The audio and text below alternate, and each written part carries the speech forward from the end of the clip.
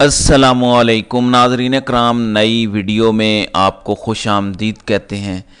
Punjab government ने इमरान खान के ख़िलाफ़ अपना कांधा फराहम करने का फ़ैसला कर लिया है, क्योंकि इमरान खान के मुकदमात अब तकरीबन ख़त्म होने वाले हैं।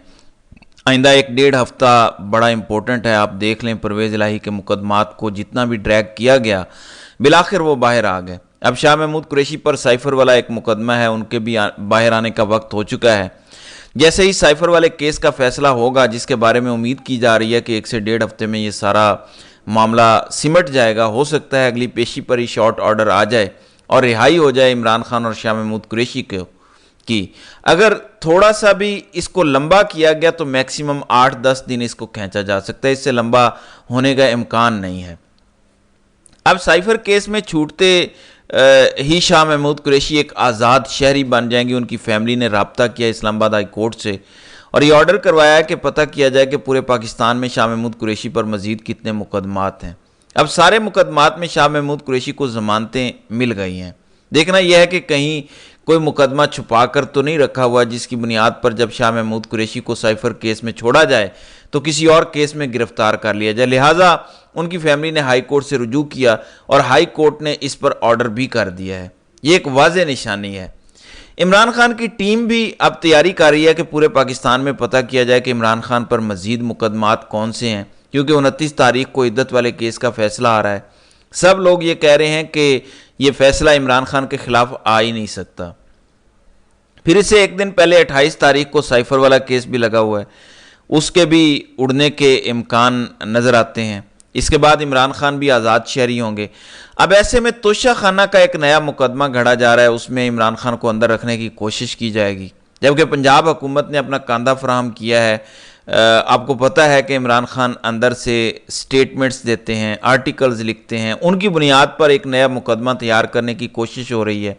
पंजाब काबीना ने रियासती इदारों के खिलाफ नफरत अंगेज़ बयानियाँ बनाने के इल्ज़ाम में तहरीक इंसाफ के बानी और चेयरमैन इमरान खान और दीगर के खिलाफ कार्रवाई की मंजूरी दे दी है।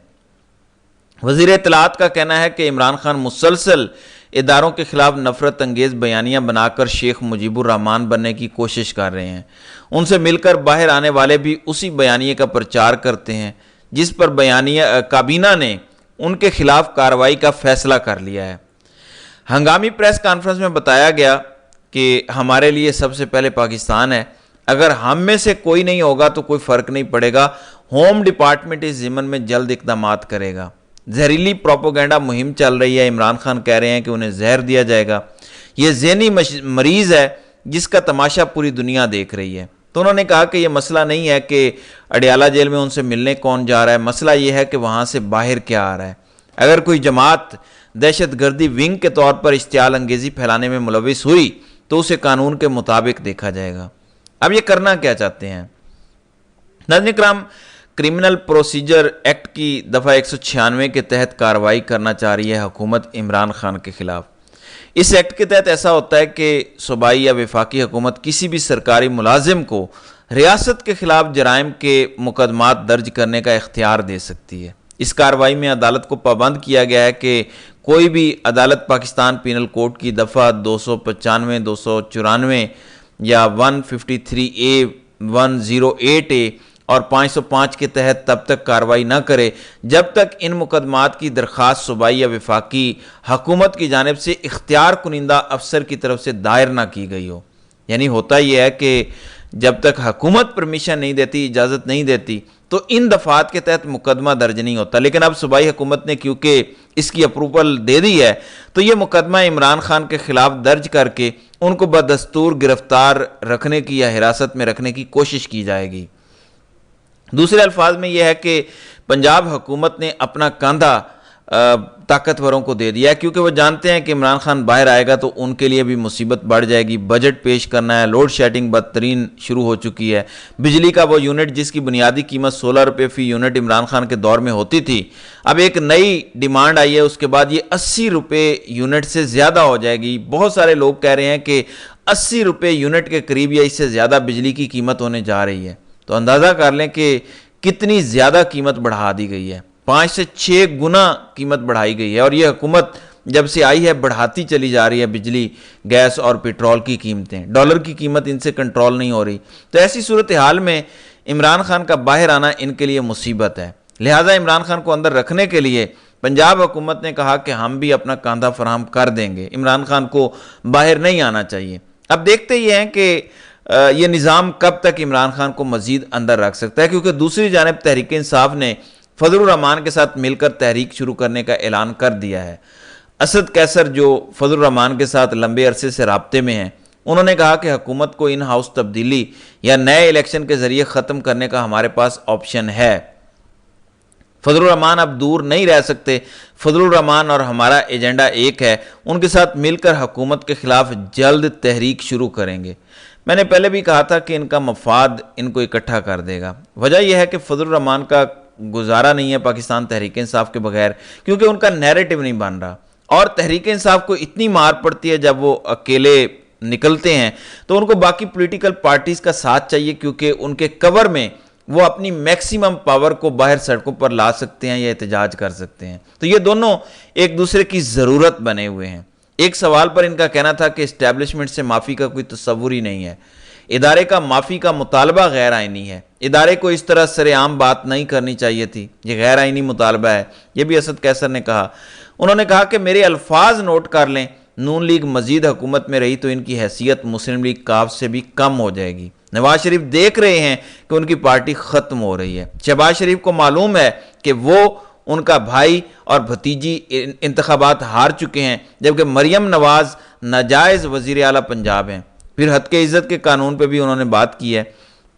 بہرحال اب ایمرجنسی کا ذکر ہو رہا ہے بار بار۔ نجم سیٹھی نے بھی یہ کہا کہ اگر یہ سارے فریقین جن میں وہ عدلیہ کو بھی گن رہے تھے، پاکستان تحریک انصاف عمران خان کو بھی گن رہے تھے، اسٹیبلشمنٹ کو بھی گن رہے تھے، انہوں نے کہا کہ اگر یہ پیچھے نہ ہٹے تو پھر اسٹیبلشمنٹ کے پاس ایمرجنسی لگوانے کے علاوہ کوئی اور رستہ نہیں ہے۔ لیکن سوال یہ ہے کہ ایمرجنسی لگتی کیسے ہے، ایمرجنسی یا مارشل لا کیسے لگ سکتا ہے، اور کیا یہ پاکستان میں چل سکتا ہے؟ یہ سب سے بڑا سوال ہے۔ پاکستان میں جو اس وقت سچویشن ہے، نارملی ایمرجنسی یا مارشل لا میں ایسی صورتحال ہوتی ہے جو پاکستان تحریک انصاف اور پاکستانیوں نے فیس کی ہے۔ میکسیمم بروٹیلٹی جو کسی ڈکٹیٹر کے دور میں ہوتی ہے وہ ہم نے اس دور میں دیکھی ہے پچھلے 2 سال میں۔ تو اس کا مطلب ہے کہ ایمرجنسی لگا بھی لی گئی تو اس سے زیادہ ظلم تو نہیں ہو سکتا جتنا ہو رہا ہے، اس کے آگے تو بالکل ہی اندھیرا ہے۔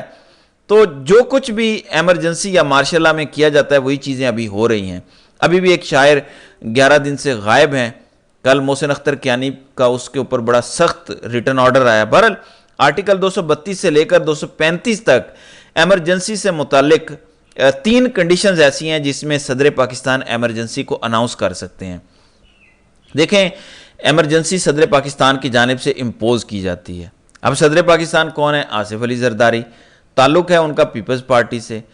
اچھا، آصف زرداری یہ رسک لے سکتے ہیں؟ بہت سارے لوگ کہتے ہیں کہ پیپلز پارٹی کیونکہ ایک ڈیموکریٹک پارٹی ہے، پیپلز پارٹی ایک جمہوری سیاسی جماعت ہے، وہ اپنا ریکارڈ خراب نہیں کرے گی۔ تو میں آپ کو بتا دوں کہ پنجاب میں ماضی میں جو واحد گورنر رول لگا، نواز شریف کی پنجاب میں حکومت تھی، شہباز شریف وزیر اعلیٰ پنجاب تھے، اور وفاق میں آصف علی زرداری کی حکومت تھی اور وہ صدر پاکستان تھے، تو اس وقت انہوں نے پنجاب میں ایمرجنسی لگائی تھی۔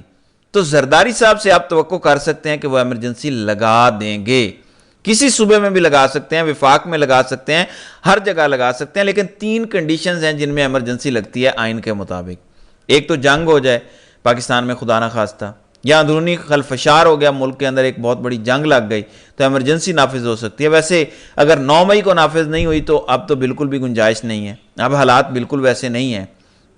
پھر پہلے جب دہشت گردی بہت زیادہ تھی پاکستان میں تب بھی ایمرجنسی کا نفاذ نہیں ہوا، تو اب ایمرجنسی کا نفاذ کیوں ہوگا لا اینڈ آرڈر کے معاملے پہ؟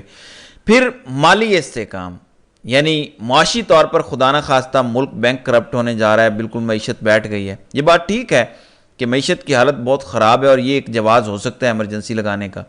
تیسری چیز یہ ہے کہ آئین کی مشینری کام کرنا بند کر دے اور عملاً آئین غیر مؤثر ہوتا جائے تو پھر بھی ایمرجنسی صدر پاکستان لگا سکتے ہیں۔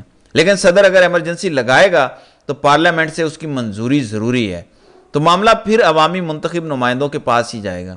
ایمرجنسی کی وجہ سے انسانی حقوق معطل ہو جائیں گے۔ مثلاً اگر خیبر پختونخوا میں گورنر رول لگتا ہے یا ایمرجنسی لگتی ہے تو وہاں کے ایم پی ایز اکٹھے بیٹھ کر فیصلہ کریں گے کہ وہ اس کو مانتے ہیں یا نہیں مانتے، اس کی ضرورت ہے یا نہیں ہے، اور اگر وہ کہیں گے کہ نہیں ہے تو پھر وہ ختم ہو جائے گی۔ اور یہی صورتحال قومی اسمبلی کی ہے۔ تو کیا سیاستدان اپروول دیں گے؟ خیبر پختونخوا حکومت تو بالکل نہیں دے گی، ان کی بڑی اکثریت ہے، طاقت میں وہ بہت زیادہ ہیں۔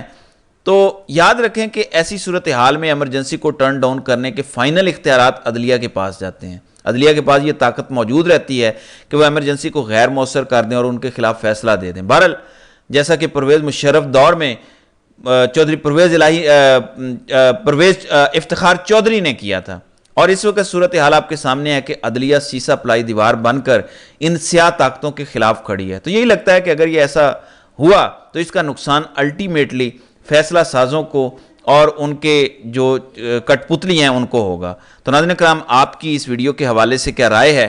آپ اپنی رائے کا اظہار کامنٹ سیکشن میں ضرور کیجیے گا۔